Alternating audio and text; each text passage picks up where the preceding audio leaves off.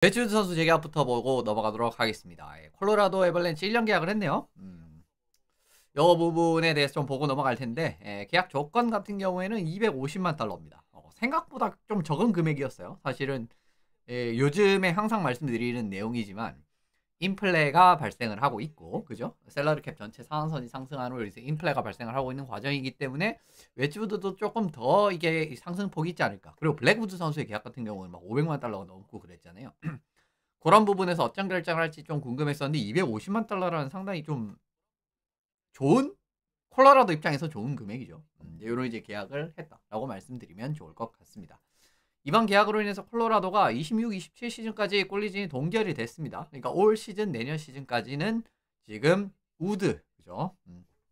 두 명의 우드 조합으로 이제 그렇게 이제 가는 그런 부분이라고 할 수가 있는데, 올 시즌 초반에 굉장히 이제 팀 상승세에 공헌을 하고 있는 상황이죠. 사실 이제 1차적인 성적이라든가 뒤에도 보시면은 그렇게 좋은 성적은 아닌데, 그래도 지금 10승 1패 2연장패. 팀을 어쨌든 굉장히 성공적으로 이끌고 있다라는 부분. 사실 요즘에는 이제 꼴리의 그 승패 같은 부분이 그렇게까지 중요하지는 않습니다. 예전에는 좀 중요했던 적이 있었을 수도 있는데, 요즘엔 그렇게 중요하지는 않아요. 이제 그런 과정인데, 어쨌든 이 14경기에서 10승을 했다라는 거. 이건 어떻게 보면 승률적으로 따져봤을 때 상당히 좋은 부분은 있다라는 거죠.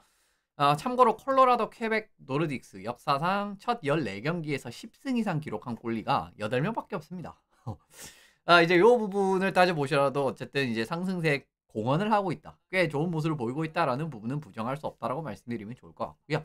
어쨌든 지금 이제 팀을 성공 가도를 이끌어가는데 이제 중요한 역할을 하고 있으니까, 좀 어떻게 보면은 팀 입장에서 조금 더 이걸 좋게 봐가지고 금액을 좀 크게 잡는다라든가 그럴 가능성은 있거든요. 근데 어쨌든 초반 뛰어난 활약에도 불구하고 오버페이 뭐 이런 거 하지 않았습니다. 팀 입장에서 굉장히 어떻게 보면 좀 좋은 선택이었다라고 볼 수도 있을 것 같고요. 일단 전년 대비해서 성적이 조금 떨어졌습니다. 24-25 시즌에 19경기에서 1.99에 91.7이었죠. 이건 콜로라도 들어온 이후로부터만 성적을 집계를 한 거예요. 내슈빌이었나? 전 팀이? 그죠? 내슈빌 성적은 뺐습니다. 그런데 이제 올해 같은 경우에는 벌써 14경기를 출장을 했기 때문에 뭐 그렇게 많이 차이가 안 나거든요. 아무래도 5경기에서 이제 또 어떻게 될지 5경기 잘하면 솔직히 말씀드리면 이제 작년보다도 스탯 라인이 더 좋아질 수도 있는데, 거의 뭐 비슷하죠. 별 차이가 없는데 근소하게 살짝 안 좋아졌다 라는 부분, 일단 이제 한번 체크를 하고 넘어가실 필요가 있고요. 그 다음에 이제 이 세이브 퍼센티지, 이븐 스트렝스 세이브 퍼센티지 같은 경우에도 어쨌든 전년 대비 조금 떨어졌다라고 보셔야 되는 부분이 있습니다. 이제 그래가지고 일단은 이거 숫자 잘못 적은 것 같은데. 죄송합니다. 일단 제가 요즘에 가끔씩 이런 게 있죠. 그렇고요. 뭐 이걸 보시면 되는데 5대5 상황 접전 상황 세이브, 이거 어쨌든 떨어졌습니다. 어쨌든 전반적으로 좀 떨어졌다라는 부분이고요. 지난 시즌에 5대5 접전 상황 세이브 퍼센티지가 92.2%, 굉장히 준수했습니다. 35%니까 상위. 그런데 올 시즌은 89.6%, 이거 하위 50%에 해당하는 성적이거든요. 그렇기 때문에 일단 어쨌든 좀 떨어졌다. 좀 그걸 걱정을 해야 된다라고 말씀을 드리는 부분이고요. 초반에 불안한 부분, 블랙우드도 이제 지금 복귀해가지고 아직까지 경기력이 확 좋지는 않습니다. 지금 보시면 이제 뭐 샤크스전에도 이제 20세이브 3실점, 어떻게 보면 좀 성적이 좋지 않았고요. 밴쿠버전 같은 경우도 29세이브 4실점을 기록을 하면서 생각보다 그렇게 블랙우드도 경기력이 지금은 초반에는 좀 흔들리는 모습이 나오고 있다라고 보시면 좋을 것 같거든요. 근데 지금 어쨌든 꼴리진을 동결을 하지 않았습니까? 밴쿠버 보는 느낌으로. 근데 이게 결국은 앞으로 2시즌 동안에 이 선수들이 콜로라도의 골문에 확실한 해답이 될 수 있을 것인가, 그거는 한번 역시나 다시 볼 필요가 있다라고 한 번 더 말씀을 드리고 싶습니다. 어쨌든 내년까지는 지금 이제 유지가 되는 그림이고, 근데 이제 지난 시즌 플레이오프에도 사실은 이 두 명의 선수가 정규 시즌에 그런 느낌의 경기력은 보여주지 못했잖아요. 이런 과정이 되면 좀 불안한 그림이 있었는데, 아까 이제 보셨던 10승 이상 기록한 꼴리, 그죠? 첫 14경기에서 8명 있다라고 말씀을 드렸지 않습니까? 근데 직전 세계의 예시가 뭔가 익숙한 이름들이 막 나옵니다. 게오르기예프가 이제 23, 24 시즌에 첫 14경기 10승을 했고요.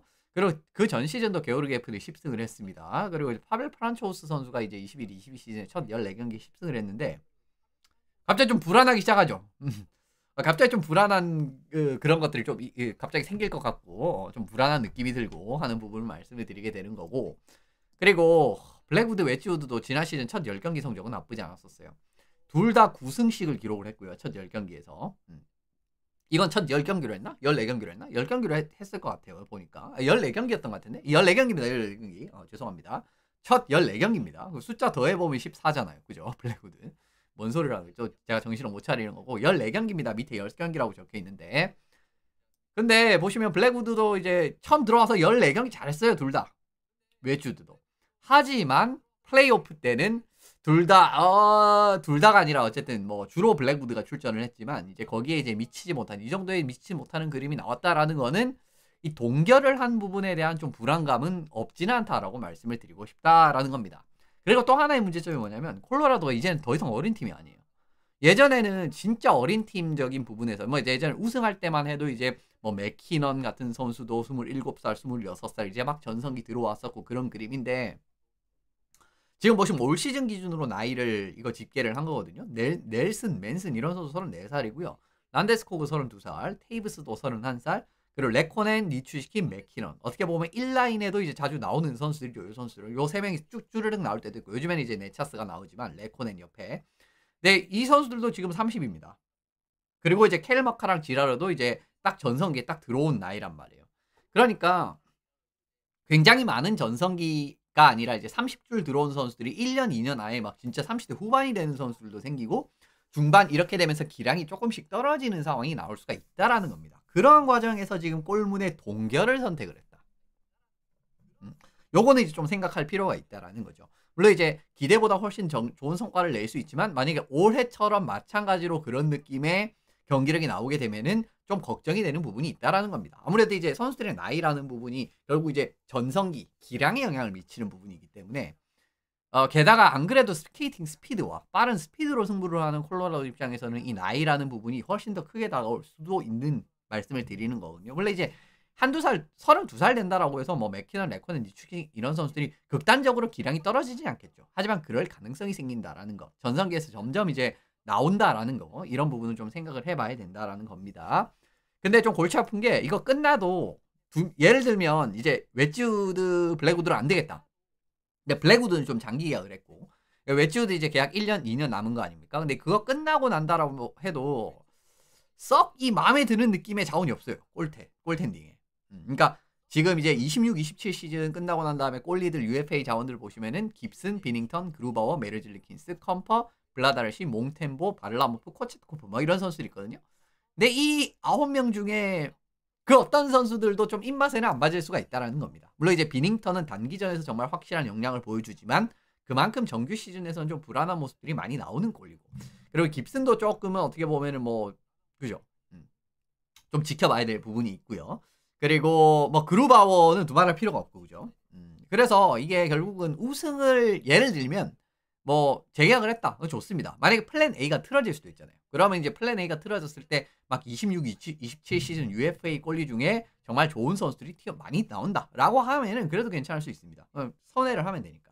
근데 그것도 좀 어려울 수가 있기 때문에 일단 콜로라도 좀 지켜봐야 될 부분은 생겼다라고 말씀을 드리면 좋을 것 같아요. 어쨌든 리스크가 좀 있고 물론 이제 뭐 나보코프 같이 지금 KH에서 활약하고 있는 그런 친구들도 있긴 있지만 이제 그 친구들조차 솔직히 말씀드리면은 NHL에서는 어떨지 아직까지 알 수가 없잖아요. 그러니까 이제 컵에 우승을 하기에 걸맞는 느낌의 선수일지 알 수가 없고 그리고 케일 마카 선수도 2시즌 이후에 재계약을 맺으면 굉장히 큰 금액의 재계약이 되기 때문에 캡 유동성 이런 부분에도 변수가 생길 수가 있거든요. 그래서 이런 부분들을 좀 전체적으로 고려를 하면은 일단 저는 결과가 좀 궁금하긴 합니다. 요 결과도 정말 이제 콜로라도가 확실한 믿음을 가지고 당연히 확실한 믿음을 가지고 재계약을 했겠죠. 이제 그 기대에 부합을 할 수 있을지 그런 부분들은 한번 올 시즌 내년 시즌 보시면서 확인을 해보시면 좋을 것 같습니다.